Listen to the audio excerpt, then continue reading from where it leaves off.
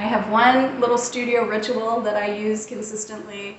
When I go to work, I light a stick of incense. And there's something about that that just puts me in the right frame of mind. It's a cue to myself that I'm working creatively.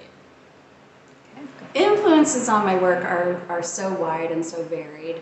And with, working for decades, they changed. So when I was younger, I was very interested in the art of Papua New Guinea, more ritualistic pieces, always interested in the ceramics of the East.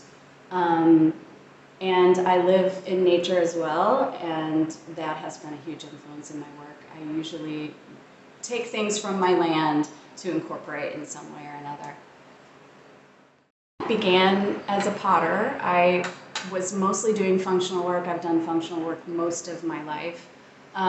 For shows like this, I like to do a little bit more sculptural pieces and pieces that kind of negate the function of the pot necessarily. So I want people to be curious. I want them to be interested. I am connected to Illinois from birth. I was born here. I have moved around a lot, but about 25 years ago, I came back for good with 2 young children. And I love being in the Midwest.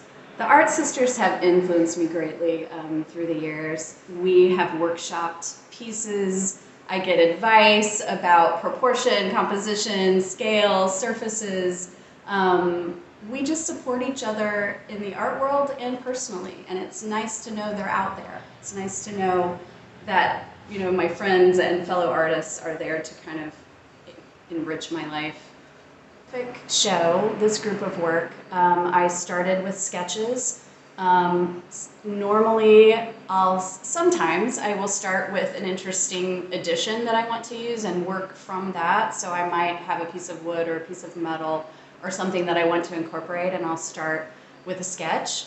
And then it goes through the regular processes of layers, firing, adding additions at the very end.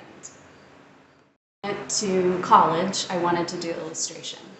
And I was very much into 2 dimensions. I was required to take a 3-dimensional class, and I actually went to the community college next door to take ceramics so that it wouldn't, when I flunked it, it wouldn't go on my GPA.